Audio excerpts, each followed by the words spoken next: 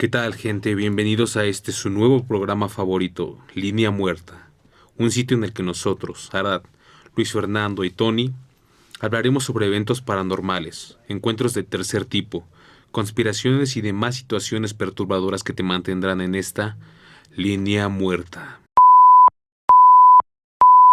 El día de hoy hay que tratar un tema que es bastante importante para todos nosotros como mexicanos, el cual es el Día de Muertos. Este Día de Muertos es una celebración que en la visión indígena implica el retorno y el retorno transitorio de las ánimas de los difuntos, quienes regresan a sus casas después de tanto tiempo de haber muerto, al mundo de los vivos, precisamente para convivir con los familiares y para nutrirse de la esencia del alimento que se les ofrece en los altares puestos en su honor. Esta tradición bastante representativa de México, de hecho, en todo el mundo se ha reconocido a México como uno de los lugares con esta magia para esta celebración, ¿me entienden? Por los colores, por los olores que tiene nuestro país.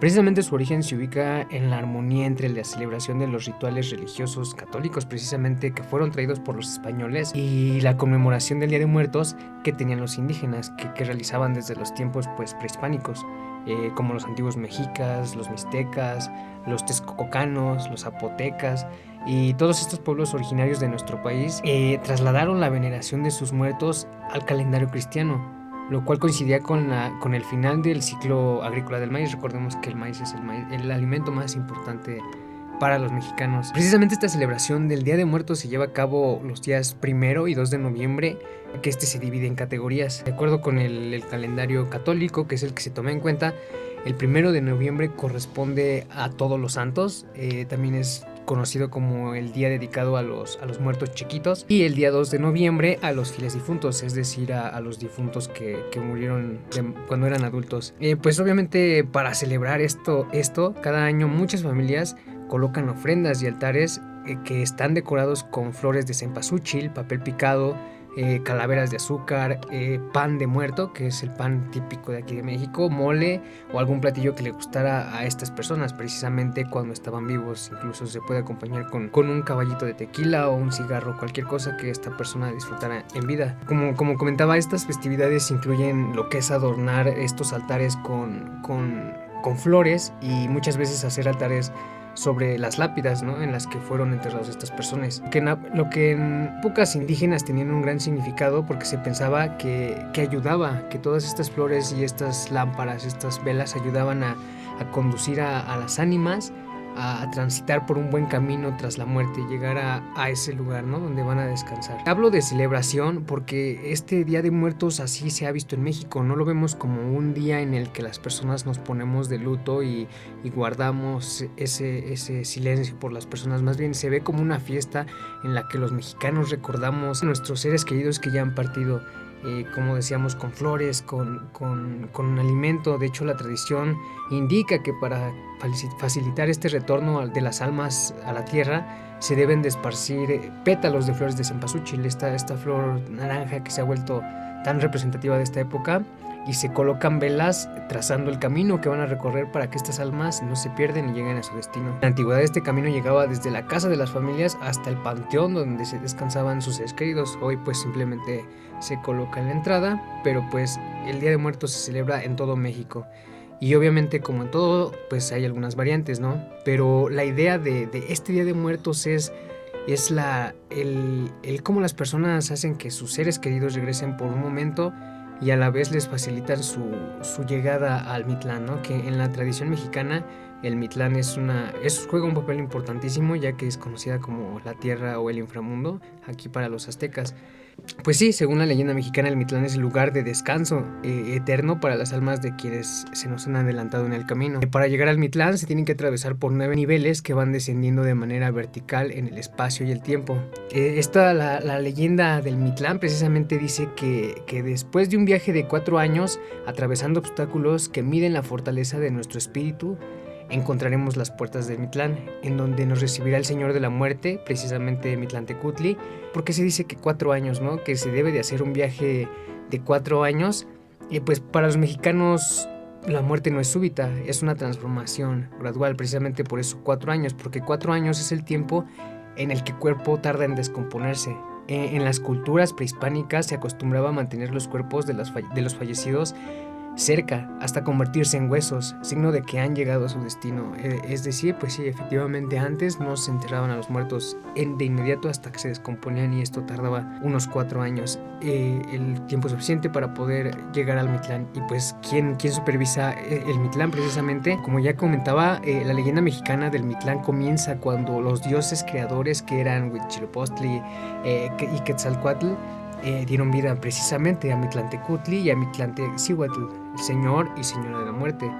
Ellos son los dioses de la muerte y son los que se encargan de recibir las almas de quienes alcanzan el Mictlán. Deciden el destino de quienes fallecen, dependiendo de la manera en la que murieron. Como podemos ver, esta tradición, siempre en todas las culturas ha existido esta pregunta, ¿no? El qué hay después de la muerte, qué sucede cuando las personas dejan este mundo. Y sin duda alguna es bastante interesante cómo nosotros los mexicanos tenemos esta celebración, que lo vemos como una celebración, un paso más dentro de la vida, para continuar con lo que hay más adelante. No lo vemos como el fin de la vida, o sea, simplemente como un paso más, ¿no? Como lo conocemos, tal vez sí acaba la vida como la conocemos, pues, pero es el paso a algo más adelante. Pues esto del Mictlán es una de las leyendas más conocidas aquí en México. Pues forma parte de la cultura del México prehispánico, que casi perdemos a causa de la conquista. De hecho, para poder llegar a este Mictlán se pasan 9 niveles, 9 universos,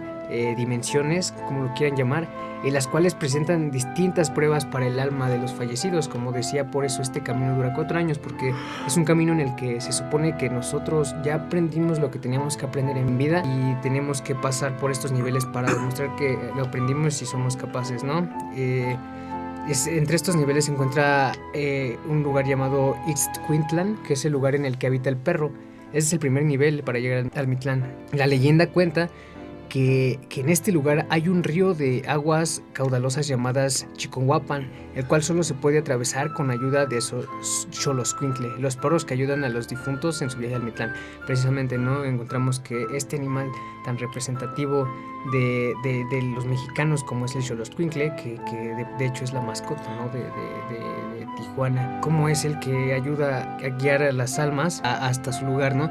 Entre los lugares que son los niveles está el lugar de los cerros que se juntan. También se dice que es un lugar que consiste en cruzar en el momento preciso, justo en medio de 2 grandes cerros que chocan entre sí de manera constante. La montaña de obsidiana, el lugar donde hay mucha nieve, el lugar donde la gente vuela, que por ejemplo ahí cuenta la leyenda que el lugar donde la gente vuela está a faldas de Itzecayan. Aquí no hay gravedad y terminas de poder lo poco que traías del mundo de los vivos. Pues sí, ¿no? Es más bien terminas de perder lo poco que traías en este nivel.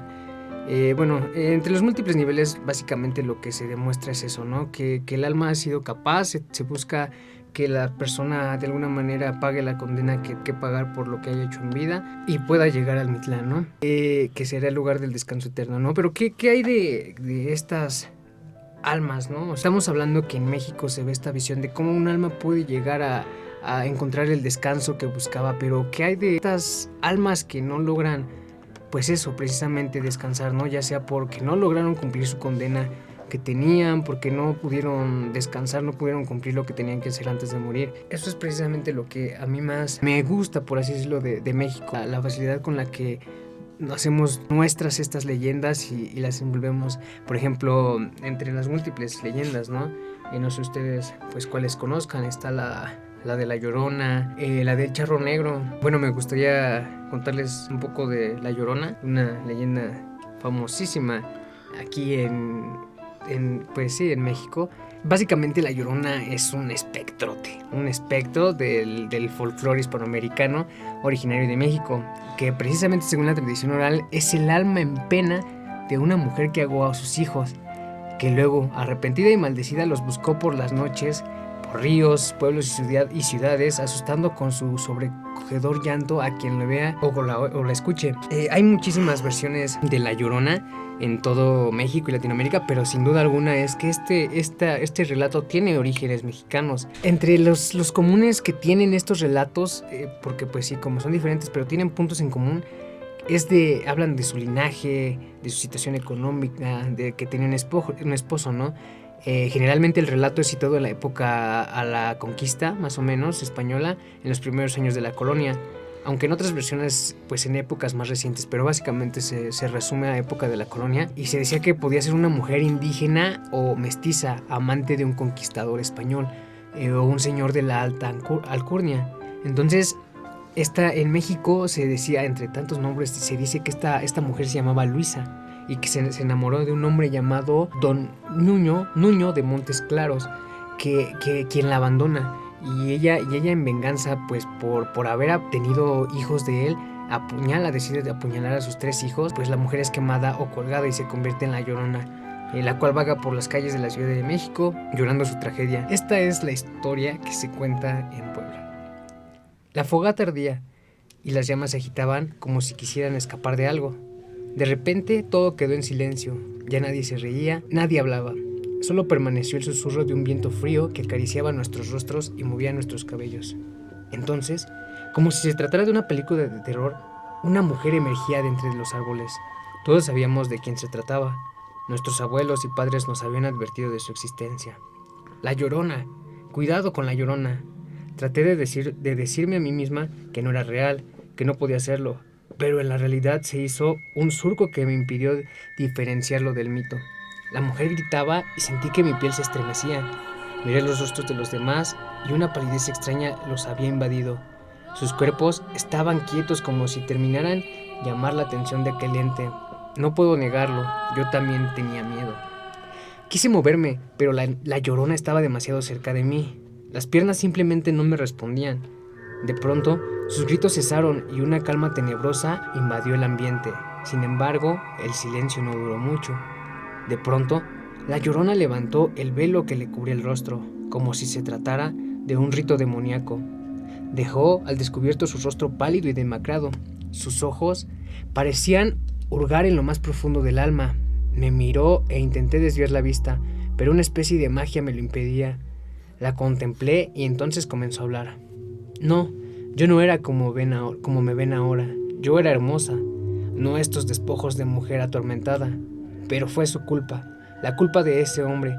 Él me engañó, me destrozó el corazón, dijo la Llorona, con una voz tan afligida como si fuera capaz de revivir el momento que la trastornó una y otra vez. Yo lo amaba, pero éramos muy distintos. Él era un criollo, sus padres eran ricos y yo no tenía nada, solo mi amor. Así que sin pensarlo, me entregué a él. Formamos un lazo que dio como fruto 2 pequeños, mis hijos. Pasaron algunos años y el amor que creí sería para siempre se terminó. De la manera más cruel me dijo un día, voy a casarme. Y yo me volví loca. Le dije que no podía hacer eso, que yo lo amaba, que teníamos 2 hijos, pero él me tomó de las manos violentamente y dijo que yo era una cualquiera, que solo quería su dinero. Dijo que yo no lo amaba y que me quitaría mis hijos, mis pequeños hijos. Así que esa noche supe que tenía que hacer.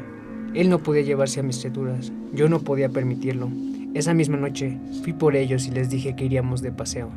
Caminamos.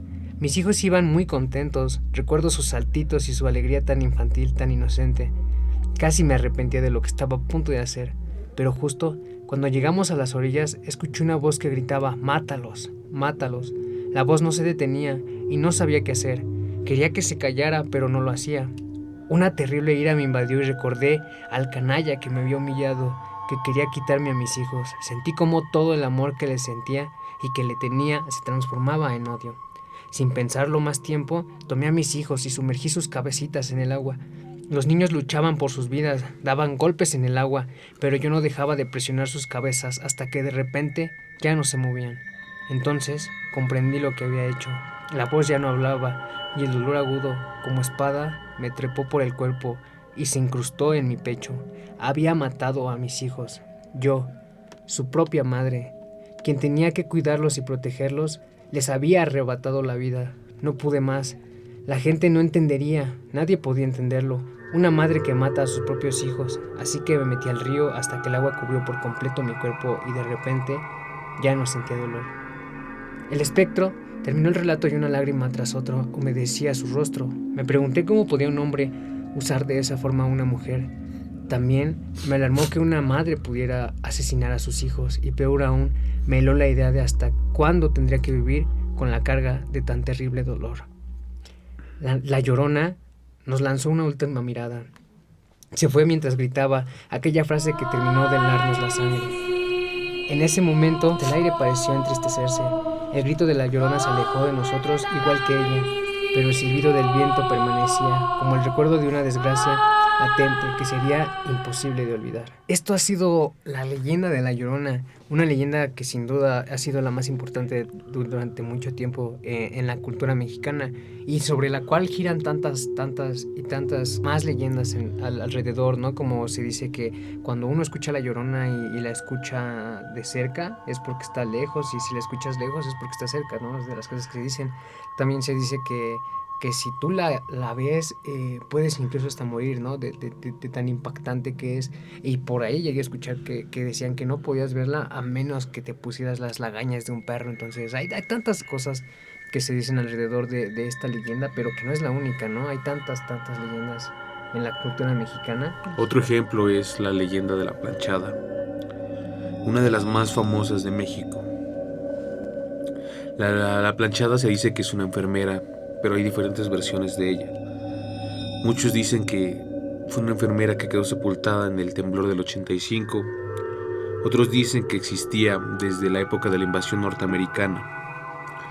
Pero vamos a contar la historia más trágica. Eulalia era una chica guapa, rubia y de ojos claros, que siempre demostró gran profesionalismo y diligencia. Profesaba una dedicación que a veces iba más allá del mero deber, y su inigualable apariencia, siempre muy limpia y con el uniforme blanco y perfectamente planchado, de ahí su nombre. Como es costumbre en los hospitales, un nuevo médico ingresó al grupo del personal.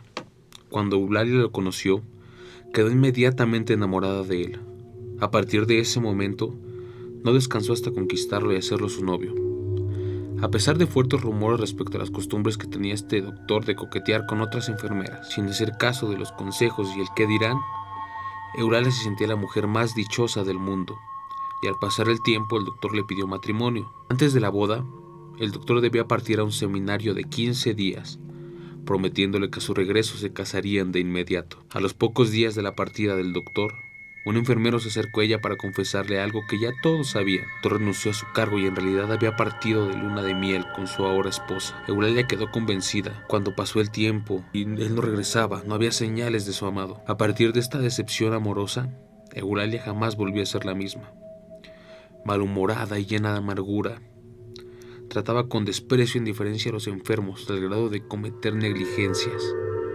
Con el paso de los años también cayó enferma, lo que le sirvió para arrepentirse del maltrato que por décadas dio a los pacientes. En lo profundo de su soledad, reflexionó y ablandó su corazón. Se arrepintió de haber sido tan mala enfermera y falleció con el profundo anhelo de enmendar de alguna forma sus errores. Tras la muerte de Eulalia, surgieron ciertos testimonios de gente hospitalizada que dijo haber sido atendida por una mujer con las características inconfundibles de Eulalia, la planchada. Personal del hospital también dicen haberla visto entrar o salir de la habitación de algún paciente, incluso haber sido despertados por el espíritu de Eulalia cuando dormían en sus turnos, tocándoles el hombro. Es casi seguro que esta leyenda surgió en la Ciudad de México, aunque por el contexto, las historias se han repetido en varios hospitales. Así que ya sabes, si conoces a alguna enfermera, no estaría de más preguntarle si ha escuchado o visto a la planchada. Me llama la atención de la leyenda que nos comentabas, que habla de un ente vestido de negro, el cual me recuerda al charro negro, ¿no? Otra leyenda tan típica de México, ¿no? La leyenda del charro negro, que cuando el sol comienza a esconderse y las gallinas trepan los árboles para dormirse, las madres meten a sus hijos, las puertas de las casas son atrancadas y los viajeros apresuran el paso mientras rezan. Nadie quiere encontrarse con el charro negro. Se trata de un ente que recibe el nombre por su vestimenta, ya que siempre que se aparece porta un elegante traje de charro color negro con detalles de oro o plata.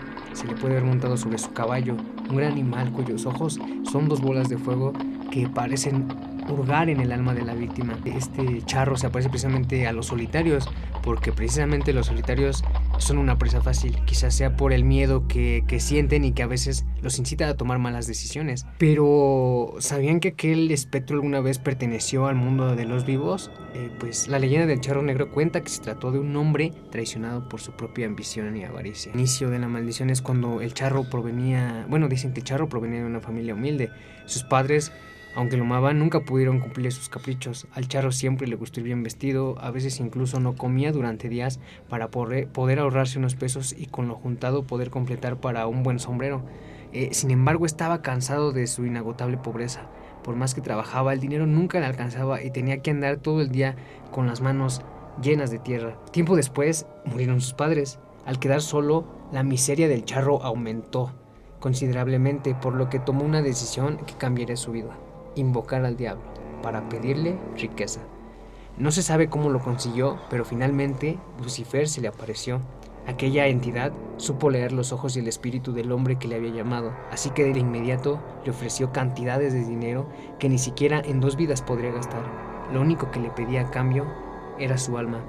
El charro en ese entonces era altivo y valiente, así que la estrella de la mañana no había logrado asustarlo y aceptó. Pasó el tiempo y poco a poco la juventud del charro comenzó a despedirse. De repente se dio cuenta de que estaba cansado de gastar su riqueza en mujeres, apuestas, vinos costosos y trajes. A la par, la sensación de soledad le oprimía el pecho y apenas lo dejaba respirar. Nadie lo quería por lo que era, sino por las riquezas que poseía. El charro ya se había olvidado de aquel trato que lo maldijo. Por eso, cuando se le apareció el diablo para recordarle que la hora del cobro estaba cerca, se asustó como nunca. El terror invadió a nuestro protagonista hasta el último rincón de sus entrañas. Recordó su deuda y por cobardía comenzó a ocultarse. Mandó al personal de su hacienda a poner cruces por toda su propiedad y a construir una pequeña capilla. No obstante, el recuerdo de la deuda pendiente no lo dejaba dormir ni disfrutar de los pocos meses que le quedaban de vida. Así que en un arranque de miedo tomó su mejor caballo junto con una bolsa que contenía unas cuantas monedas de oro que no se había gastado. Emprendió el viaje durante la noche para que nadie lo viera huir. Sin embargo, el diablo se dio cuenta de que el charro faltaría a su palabra, así que volvió a aparecer frente al jinete y su caballo, pero esta vez con el fin de llevárselos. Iba a esperar a que murieras para cobrar la deuda que tienes conmigo, pero como te ocultas cobardemente, te llevaré ahora, dijo el diablo. El charro no tuvo tiempo de responder. Cuando se dio cuenta, su caballo, encabritado, trató de patear al demonio, pero era tarde. Los brazos de su amo habían comenzado a secarse y su carne a desaparecer. Solo le quedaba el ajuar de charro encima de los huesos blanquecinos. El diablo volvió a hablar. Veo que tu bestia te es fiel, por eso ha de ser maldita igual que tú, y condenada a acompañarte a tu viaje hacia el infierno. Aunque de vez en cuando quiero que hagas algo por mí, cobrarle a mis deudores. Si haces bien tu trabajo, dejaré que el hombre que acepte esa bolsa con monedas de oro que traes tome tu lugar. Desde entonces, aquel hombre fue condenado a sufrir incontables tormentos en el infierno y a salir de ahí solo para cobrarles a quienes tienen deudas pendientes con Lucifer.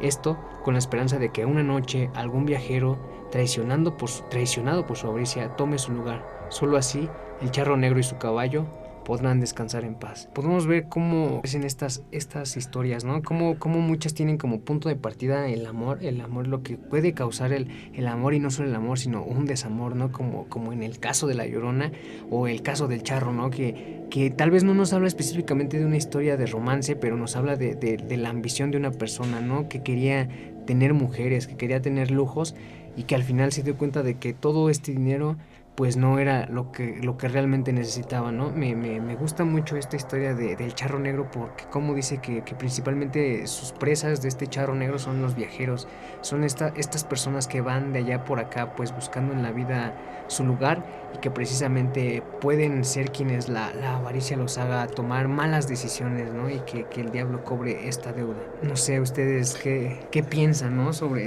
esto de vender el alma. O sea, no digo que ustedes tengan pensado vender su alma, ¿no?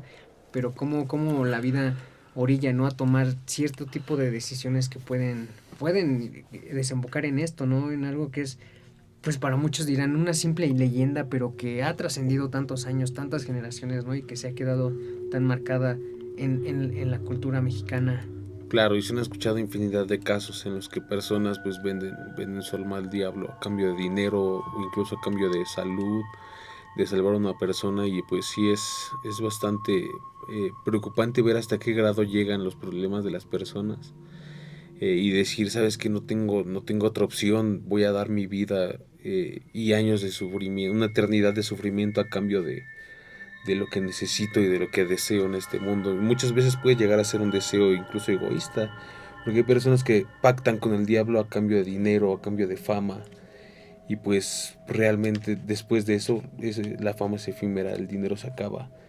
Y pues la eternidad no termina. Una eternidad de sufrimiento yo creo que es bastante preocupante.